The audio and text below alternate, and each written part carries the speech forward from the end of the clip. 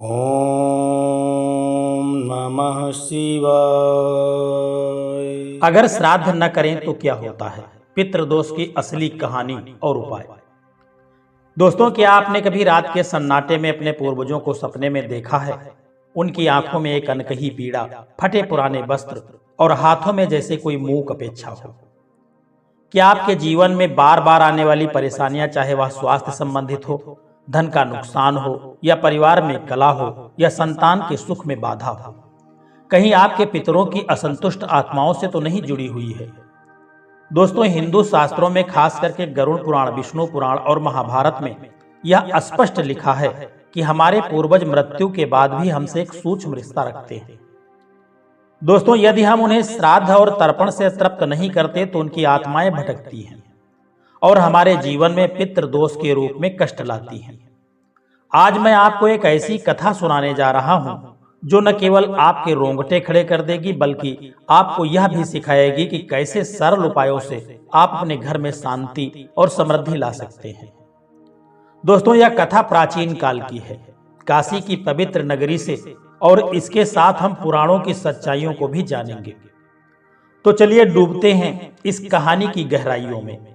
प्राचीन काल की बात है कि जब काशी नगरी अपनी आध्यात्मिकता और वैभव के लिए जानी जाती थी। गंगा की लहरें हर पाप को धोती थीं और वहां के मंदिरों की घंटियां दिन रात भक्ति की धुन गाया करती थी। और इसी नगरी में रहता था धनपाल सेठ, एक ऐसा व्यापारी जिसका नाम सुनते ही लोग सम्मान से अपना सिर झुका देते थे। दोस्तों, धनपाल की हवेली किसी राजमहल से कम नहीं थी। बाहर की चौखट पर सोने की पत्तियां जड़ी हुई थीं, अंदर की दीवारें चमकदार अर्शियों से सजी हुई थीं, और उसके गोदामों में इतना धन और अनाज था कि उसकी 7 पीढ़ियां बिना मेहनत के ऐश कर सकती थी। दोस्तों, धनपाल की ईमानदारी की मिसाल दी जाया करती थी। वह मंदिरों में सोने की घंटियां चढ़ाता, गरीबों को भोजन बांटता और ब्राह्मणों को दक्षिणा देता था। लोग कहते धनपाल जैसा कोई दानी नहीं है, लेकिन दोस्तों, इस चमक दमक के बीच एक कमी थी जो धनपाल को भी नहीं दिखती थी। उसने कभी अपने पूर्वजों का श्राद्ध नहीं किया था। उसके पिता, दादा, परदादा और कुल के अन्य पूर्वजों की मृत्यु के बाद धनपाल अपने व्यापार में इतना डूब गया कि वह पितरों की स्मृति ही भूल गया। वह सोचता, दान पुण्य तो करता हूं, मंदिरों में जाता हूं, फिर श्राद्ध की क्या जरूरत है? दोस्तों, लेकिन शास्त्रों में लिखा है कि सामान्य दान और श्राद्ध में अंतर है। गरुड़ पुराण कहता है, पितृणाम तृप्यते श्राद्धाम बिना नास्ति कुलस्य शांति। पितरों को तृप्त किए बिना कुल में शांति नहीं आती। समय बीतता गया और धनपाल के घर में अजीब घटनाएं शुरू हो गईं। रात को उसके देवालय में रखे दीपक बिना हवा के बुझने लगे। उसकी हवेली जो पहले हंसी खुशी से गूंजा करती थी, अब सन्नाटे से भर गई। उसके छोटे छोटे बच्चे रात को बिना कारण रोने लगते, जैसे कोई छाया उन्हें डरा रही हो। उसकी पत्नी रुक्मणी को अनिद्रा की शिकायत हो गई। वह रात भर करवटें बदलती रहती और सुबह थकान से चूर होकर के उठती।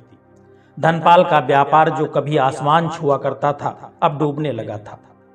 एक जहाज समुद्र में डूब गया, दूसरा माल चोरी हो गया और बड़े बड़े करार एक दूसरे से करके टूट गए।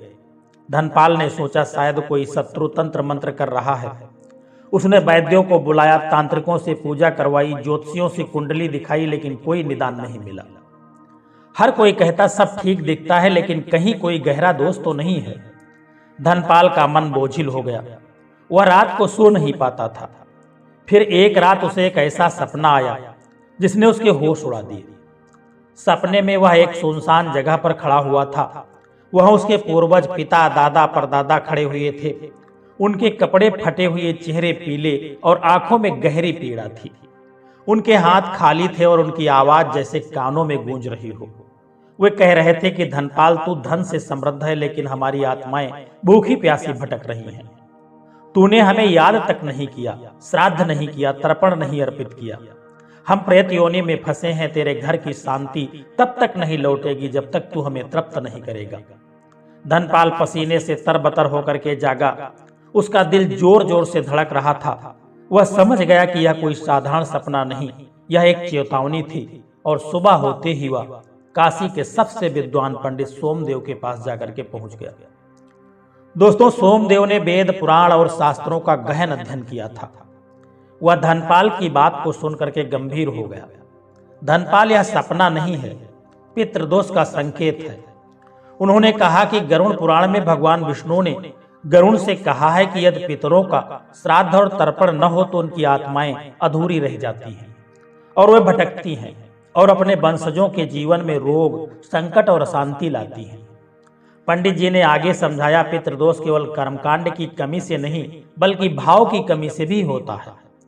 तुमने धन दान किया लेकिन अपने पितरों को भूल गए, यह तुम्हारी सबसे बड़ी भूल है। धनपाल ने कांपते हुए स्वर में पूछा कि गुरुदेव, क्या इस दोष का निवारण संभव है? क्या मैं अपने पितरों को शांति दे सकता हूं? पंडित जी मुस्कुराए और कहने लगे, हाँ धनपाल, शास्त्रों में इसका समाधान है। पितृपक्ष भाद्रपक्ष अमावस्या से अश्विनी अमावस्या तक श्राद्ध के लिए सबसे उत्तम समय है, लेकिन यदि समय न हो तो सरल उपाय भी है। पंडित ने धनपाल को पूरी विधि समझाई। कहा कि सुबह स्नान करो, नदी के किनारे तर्पण, कुश का उपयोग, तिल का दान, ब्राह्मण को भोजन, यह कर्म कांड नहीं है धनपाल। पंडित ने कहा, यह कृतज्ञता का प्रतीक है। विष्णु पुराण कहता है, पितृभ्यो तृप्यते श्राद्धम वंशे समृद्धिर्भवति। पितरों को तृप्त करने से वंश में समृद्धि आती है। धनपाल ने पंडित की हर बात को ध्यान से सुना। उसने पितृपक्ष में पूरी विधि विधान से श्राद्ध किया। गंगा के तट पर कुश बिछा करके तिल और जल अर्पित करते हुए उसने ओम पितृभ्यः स्वधा का जाप किया। उसने ब्राह्मणों को भोजन कराया, गरीबों को अनाज और वस्त्रों का दान किया और गौओं को चारा अर्पित किया और कुछ ही दिनों में चमत्कार हो गया। उसके घर का वातावरण बिल्कुल बदल चुका था। बच्चे जो रात में रो करते जागा करते थे, अब हंसने खेलने लगे। रुक्मणी की अनिद्रा अपने आप गायब हो गई। व्यापार में फिर से लाभ होने लगा। जहां घाटा होता था, हर तरफ से हानि होती थी, वहां उसे फिर से लाभ होने लगा। हवेली के दीपक पूरी रात जला करते थे और रात के डरावने सपने जो भी आते थे सब बंद हो गए। धनपाल की यह कथा पूरे काशी में फैल गई। लोग आपस में चर्चा करने लगे, क्या श्राद्ध इतना शक्तिशाली है? कुछ ने कहा यह मन का विश्वास है और कुछ ने कहा कि परंपरा का असर है। लेकिन जो लोग खुद श्राद्ध करने लगे, उन्होंने भी अपने जीवन में सुख और शांति का अनुभव किया।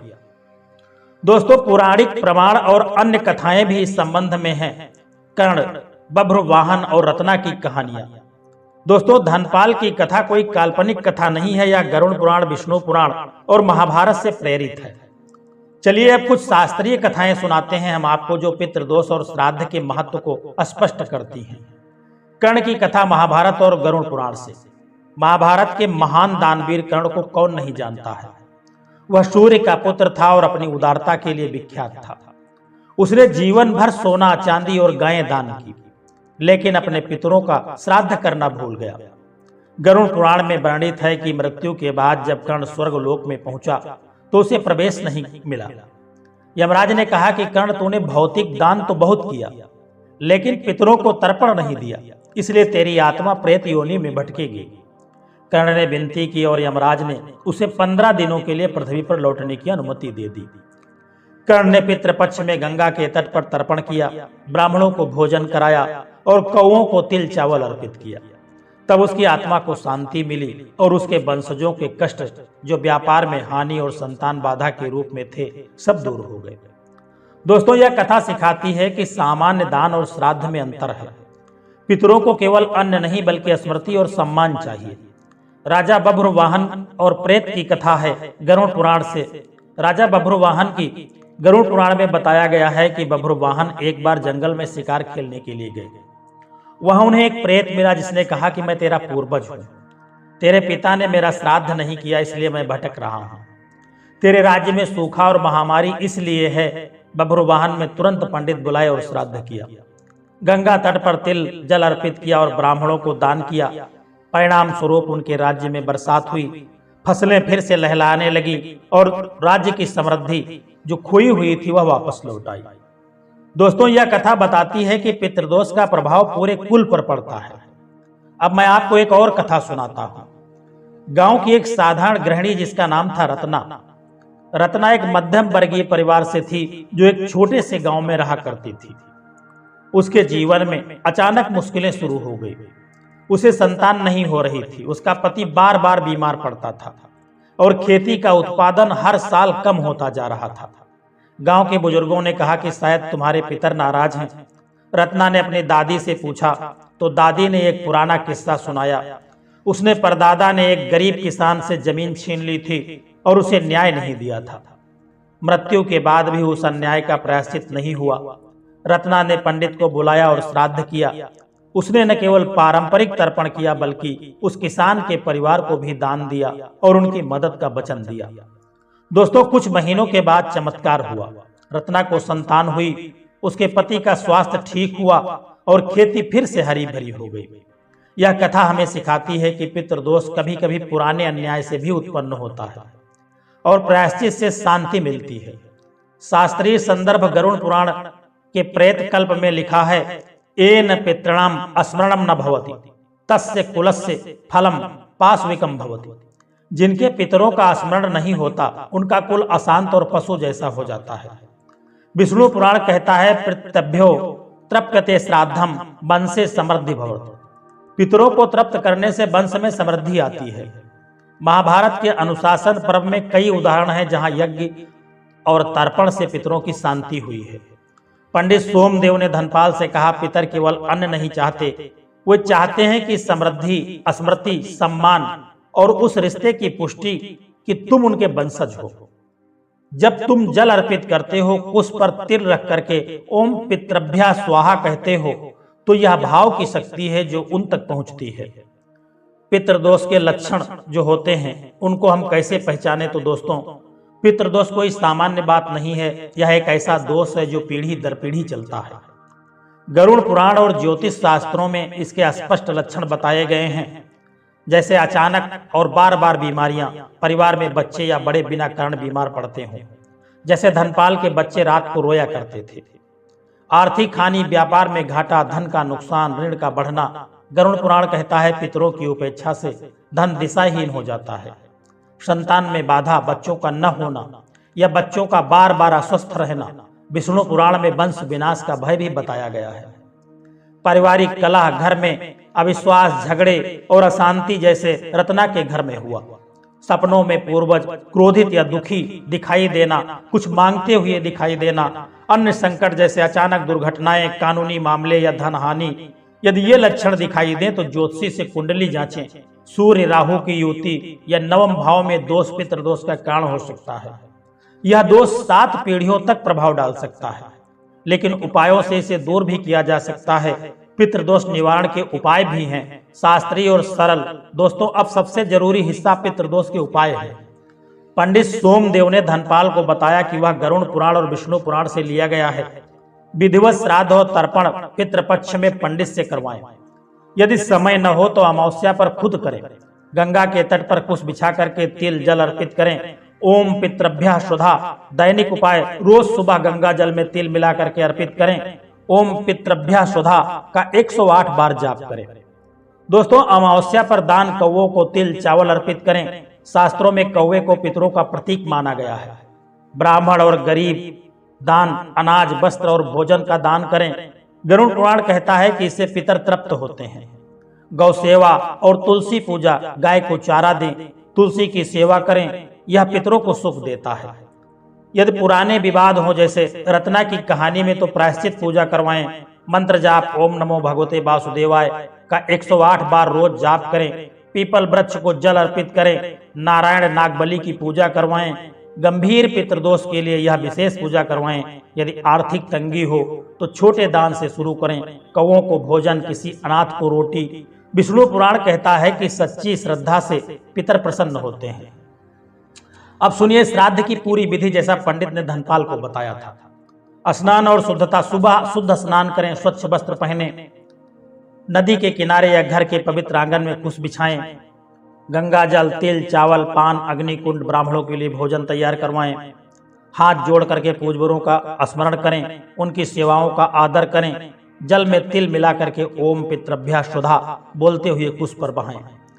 पिंड दान जो है, चावल गुड़ के पिंड बनाएं, दक्षिणा दें, ब्राह्मणों को भोजन कराएं, गरीबों को अनाज वस्त्र दें। गौ और कौवे गाय को चारा डालें, कौओं को तिल चावल अर्पित करें। पंडितों और वहां पर उपस्थित लोगों से आशीर्वाद लें।